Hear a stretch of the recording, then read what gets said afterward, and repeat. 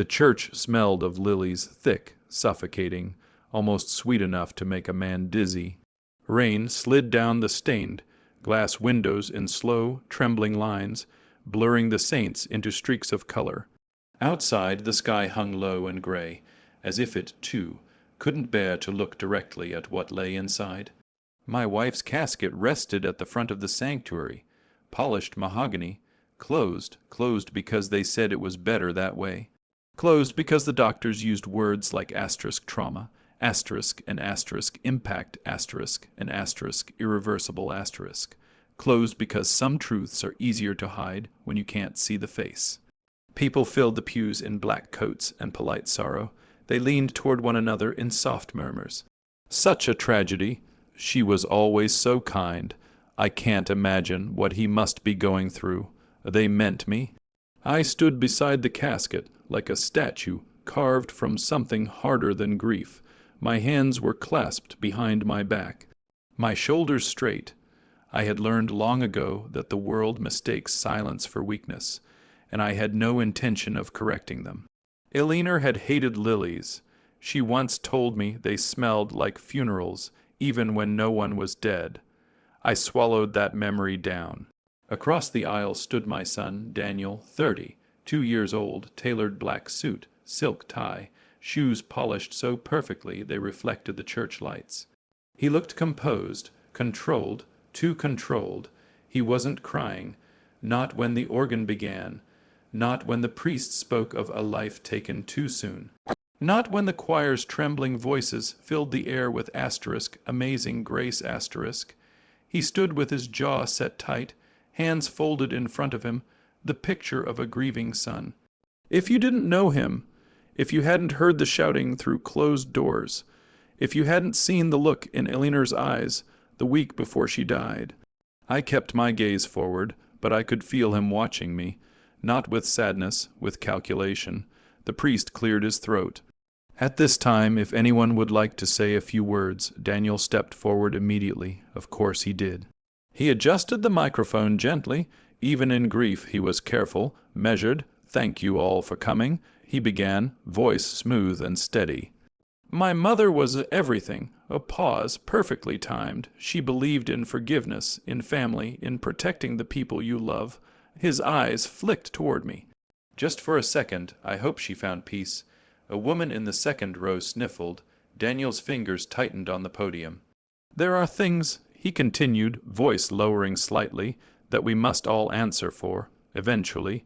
The air shifted. Subtle but real. Then he looked directly at me. No one else, just me. And in a voice quiet enough to feel intimate, yet loud enough for the first few rows to hear, he said, "You'd better repeat your mother's fate." A sharp inhale rippled through the pews. Someone whispered, "What did he just say?" But Daniel didn't look away. His face didn't change. Only his eyes did. Cold, certain, as if he had just delivered a sentence rather than a warning. The church felt smaller suddenly. The air thicker, the lilies unbearable. For a moment, I heard nothing but the memory of Elinor's last whisper over the phone. Asterisk, I think he knows that I know. Asterisk, my fingers flexed behind my back. Every instinct in a father tells you to protect your child. Even from himself, even from the truth, even from prison, I stepped forward slowly. The wooden floor creaked beneath my shoes, each sound echoing louder than it should have. Daniel's gaze followed me, expectant. He wanted a reaction. He wanted anger or fear or guilt. He wanted the grieving husband to collapse under the weight of public accusation. I reached the podium. The microphone hummed softly. I didn't look at him right away. Instead, I looked at the casket, at the smooth wood that separated me from the woman I had loved for 37 years, from the woman who had started sleeping with her bedroom door locked, from the woman who had hidden bank statements inside her sewing kit, from the woman who had whispered, asterisk, "If something happens to me, promise you won't ignore it." Asterisk, I had promised. And I never break my promises. Finally, I turned to Daniel. Our eyes met. He smiled, barely. I leaned toward the microphone. "I'd rather do something else." My voice was calm, not loud, not trembling, calm. A murmur spread through the crowd. Daniel's expression flickered, just slightly, confusion cracking the surface of his composure. Before he could speak again, I stepped away from the podium. I didn't look back, not at the priest, not at the mourners, not at my son. I walked down the aisle slowly, the sound of my footsteps echoing like a metronome, marking the seconds of something inevitable. When I pushed open the heavy church doors, cold rain kissed my face. The air outside felt cleaner, lighter, as if the sky itself knew what was about to happen. In my coat pocket, my phone rested silently. One call had already been made that morning. One envelope had already been delivered. Inside it, copies of insurance policies, bank transfers, a recording. A signature that didn't belong to my wife. I stepped beneath the stone archway and watched the rain fall harder. 30 minutes, that's how long it took. Inside the church, the service continued awkwardly. People shifted in their seats. Whispers grew louder. Daniel tried to regain control, to smooth over the moment, but then a vibration. His phone, once, twice, again and again, 50. 8 missed calls would follow. But at that moment, all he knew was that something he believed buried had just begun to rise. And for the first time that day, my son looked afraid. Rain followed me all the way home. Not a storm, just a steady, patient drizzle. The kind that doesn't rage, the kind that waits. I parked in the driveway, but didn't get out right away.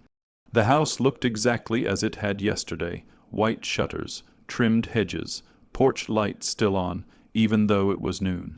Nothing on the outside ever shows you what's rotting within. I finally stepped out of the car and walked inside. The silence hit me first, not the peaceful kind, the hollow kind. Eleanor's slippers were still by the couch.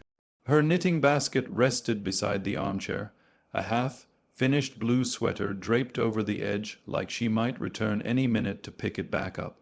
But she wouldn't, because 3 weeks ago she fell down the basement stairs. At least, that's what Daniel told the paramedics. That's what he told the police. That's what he told me. I remember the way he said it, too quickly. Too rehearsed. She must have slipped, Dad. I found her at the bottom, found her. The words had scratched at something deep inside me. Eleanor never went into the basement. She hated the dark. She made me change the light bulb down there every 6 months, even if it wasn't burned out. And yet, somehow, she decided to go down alone late at night. I walked into the kitchen now and opened the drawer beside the stove. The envelope was still there, the second one, the one Daniel hadn't found. My fingers trembled slightly as I pulled it out. Inside were copies of bank statements Eleanor had printed at the library. She'd circled numbers in red ink. Large withdrawals, transfers to accounts I didn't recognize, a second mortgage on the house, forged in her name.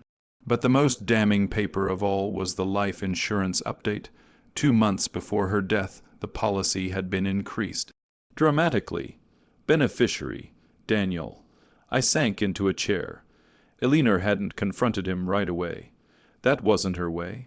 She believed in giving people the chance to confess, to correct themselves. But Daniel wasn't a child who admitted mistakes. He was a man who erased them. The first time she told me something felt wrong, it was almost casual. "Have you looked at our statements lately?" She'd asked one evening while folding laundry. I'd laughed. "You handle all that." She'd smiled, but her eyes didn't. That night, after Daniel left from dinner, she locked the bedroom door.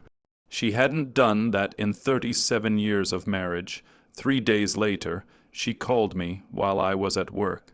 Her voice was shaking. "I checked the insurance papers," she whispered. "Why?" "Because he asked where they were." A long pause. And I don't remember signing the update. My chest had tightened. "You think Daniel forged it?" "I don't know," she said. "But I think he's in trouble, financial trouble, bigger than he's telling us." Daniel had started a business the year before. Investments, real estate, quick returns, he'd said. He drove a new car, wore expensive watches, spoke about expansion like he was building an empire. But empire building often begins with borrowed bricks, and sometimes stolen ones. A week before her death, Eleanor and Daniel had argued. Neighbors heard it. I didn't. I was away on a business trip, but Mrs. Keller next door later told police she heard shouting through the walls. Eleanor's voice firm, not frightened, and Daniel's sharp, desperate. The day she died, Daniel insisted she'd gone to the basement to look for old tax files. But when I checked later, the tax boxes were untouched, still sealed, still dusty. What wasn't dusty were the basement steps. The scuff marks were fresh, too straight, too deliberate, as if someone had been dragged. The medical examiner called it an accidental fall.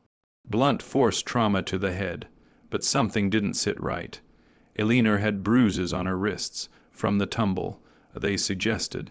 Maybe from being held. I stood and walked toward the sewing room, her sanctuary. Sunlight filtered weakly through the curtains, illuminating tiny threads scattered across the desk. I knelt and pulled open the bottom drawer of her sewing cabinet. That's where I found it, a small voice recorder. Old-fashioned, the kind she used to dictate grocery lists. It wasn't labeled. It didn't need to be. When I pressed play, my breath stopped. Eleanor's voice filled the room first, soft but steady. "Daniel, we need to talk about the insurance." Then his voice, different from the one he used at the funeral. "Hard, you weren't supposed to see that. You forged my signature. It's temporary.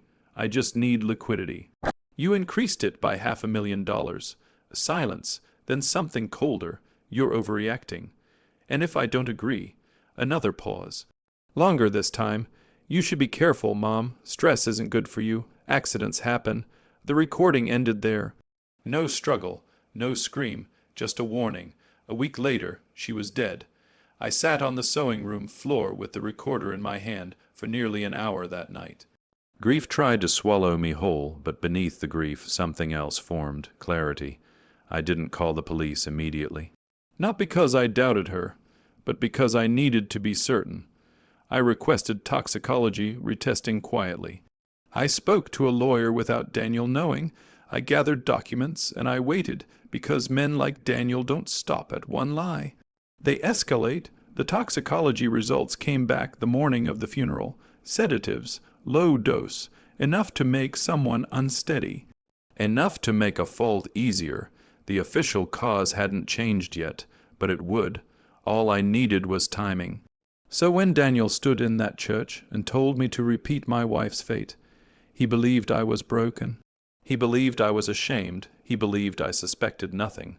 But grief sharpens some people, and I had spent 3 weeks sharpening mine. I placed the recorder back in its drawer carefully. Then I picked up my phone. 8 missed calls. Voicemails stacking up, his name flashing over and over. I didn't listen to them. Instead, I waited. Right on cue, the phone rang again. This time it wasn't Daniel. It was Detective Harris. His voice was measured. "We brought him in for questioning. There are inconsistencies." I closed my eyes, not in relief, not in triumph, but in sorrow, because revenge, when it comes, doesn't feel like fire. It feels like gravity, heavy. Unavoidable, and I knew something my son didn't yet understand. Silence isn't weakness. Sometimes it's preparation. The first vibration came while I was still sitting in Eleanor's sewing room, a low, persistent hum against the wooden desk. I didn't need to look at the screen to know who it was. Daniel never handled silence well. I turned the phone face up anyway. Asterisk, Daniel calling. Asterisk, I let it ring. It stopped. 2 seconds later it started again, then again. By the 4th call, his composure at the funeral had already begun to crack. I could almost picture it, the polite mask slipping as uniformed officers waited near the church doors, speaking softly to him while guests tried not to stare. The 5th call, the 6th, I stood slowly and walked into the living room. The house felt different now. Not empty, watchful. The phone stopped ringing. A message notification appeared. "Dad, what did you do?" Another vibration. "Why are there detectives here?" Another. "This isn't funny. The word lingered in my mind like a bitter aftertaste. The phone rang again. I walked into the kitchen, poured myself a glass of water, and watched the rain crawl down the window. By the time I took the first sip, 12 missed calls. The next message came almost immediately. They're asking about the insurance policy. I didn't respond because for the first time in his life, Daniel didn't control the narrative. The phone rang again. I let it echo through the house. When it stopped, a voicemail icon appeared, then another and another. I finally pressed play on the first one. His voice was tight. Dad, listen. I don't know what you told them, but this is getting out of hand. They're treating me like a suspect. The second voicemail was shorter. You can't let them do this. The third carried a crack in it. They're saying there were irregularities. What does that even mean? I didn't bother listening to the rest. Instead, I sat at the dining table where Elena used to set 3 plates even when Daniel had already moved out, just in case he stopped by. She never stopped believing in him. That was her greatest strength, and her fatal flaw. The phone vibrated again. 28 missed calls. A text followed. Dad, please answer me. Please, the same word he ignored when it came from her. My mind drifted back to the night Elena played me the recording. Her hands had trembled as she held the small device. I don't want him arrested, she'd said. I just want him to stop. But men who threaten don't stop. They escalate. I remembered Daniel as a boy, 10 years old. He'd broken a neighbor's window with a baseball. When confronted, he'd blamed another child without hesitation. He didn't cry because he was sorry. He cried because he was caught. I should have seen it then. The phone buzzed violently on the table. 35 missed calls, then 41. I imagined the scene at the station. Detective Harris placing papers on a metal table. Bank transfers highlighted. The forged signature enlarged. The updated life insurance documents. And finally, the toxicology report. Low-dose benzodiazepines in Eleanor's system. Prescribed to no one in this household. Daniel hated losing control, and now control was slipping through his fingers like sand. Another voicemail, this one barely contained. Dad, they're twisting everything. You know how paperwork can look. It's not what it seems. A pause. You believe me, right? Silence on my end. Static on his. The phone vibrated again. 50 missed calls. The rain outside grew heavier, drumming against the roof like impatient fingers. Then came the message that changed the tone entirely. They found something in my car. My jaw tightened slightly. When Eleanor died, Daniel had insisted on cleaning the basement before I returned from my trip. I didn't want you to see it like that, he'd said, but grief doesn't make a man meticulous, fear does. Another call, 55 missed, then 56, then 57. The final voicemail came with breathless panic. They're saying it could be manslaughter. Dad, you have to fix this. Tell them it was an accident. Tell them she was dizzy. Tell them she took something on her own. You can say that. You can say that. As if truth were adjustable. As if justice were negotiable. The screen lit up one last time. 58 missed calls, then nothing, no more vibrations, no more messages, just stillness. I stared at the number for a long moment. 58 attempts to reach me. 58 reminders that desperation sounds very different from confidence. My phone rang again, but this time the name on the screen was different. Detective Harris, I answered calmly. Yes, there was a pause on the other end. Paper shuffling, a door closing. We executed a warrant, he said. We found the remaining sedatives in his vehicle. Prescription traced back to a shell company he opened 6 months ago. I closed my eyes. Not because I was surprised, but because hearing it aloud made it real. We're holding him. Harris continued. He's asking for you. Of course he was. The final thread of control. The father who would protect him. The man who always cleaned up the mess. I looked around the house Eleanor had built with patience and quiet devotion. Her photographs still lined the hallway. Her laughter still seemed trapped in the walls. No, I said evenly. I don't think I'll come. There was a silence on the other end, then a quiet understanding. After I hung up, I set the phone down gently. The rain began to ease, not stop, just soften. For weeks, Daniel believed I was drowning in grief. He mistook my silence for collapse. He mistook my stillness for surrender. He mistook love for blindness. But what he never understood was that I had already said goodbye to my wife. And now I was saying goodbye to my son, 50, 8 missed calls, and not a single one answered. Sometimes revenge isn't loud. Sometimes it doesn't scream. Sometimes it simply refuses to pick up the phone. The house felt different that evening. Not lighter, not healed, just quieter, as if something restless had finally stopped moving beneath the floorboards. I stood in the living room, holding Eleanor's photograph, the one from our 25th anniversary.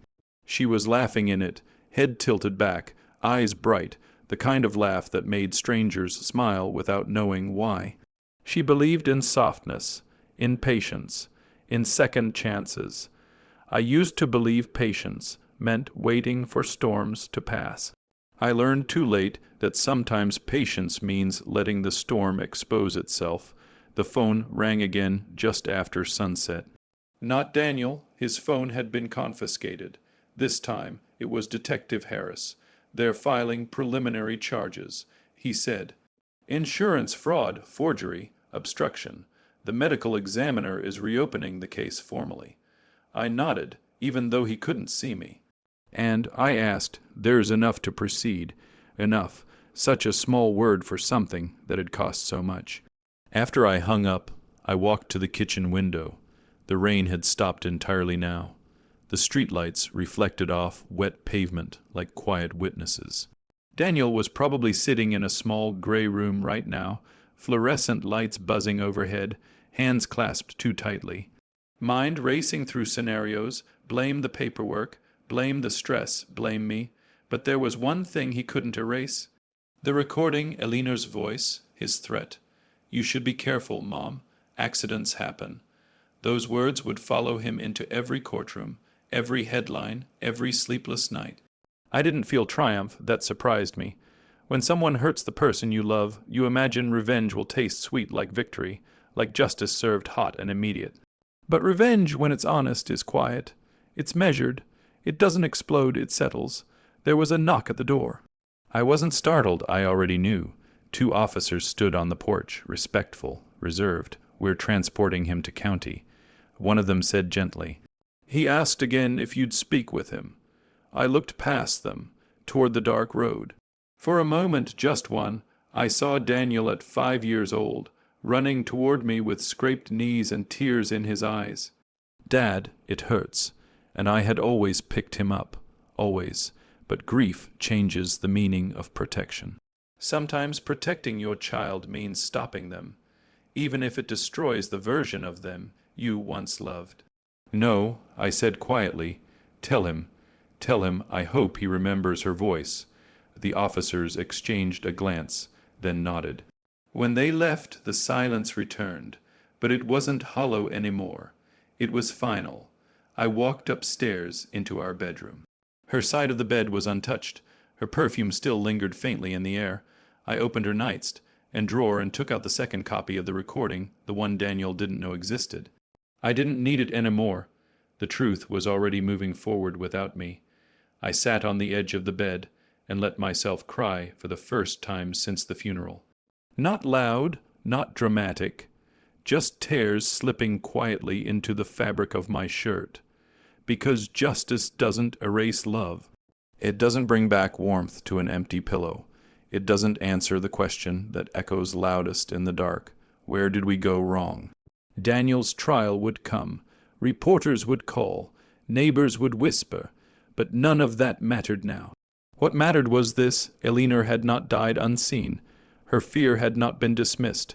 Her voice had not been buried beneath polished wood and funeral flowers. When Daniel stood in that church and told me to repeat my wife's fate, he believed fear was a weapon. He believed guilt would silence me. He believed I would crumble under the weight of accusation. Instead, I walked away.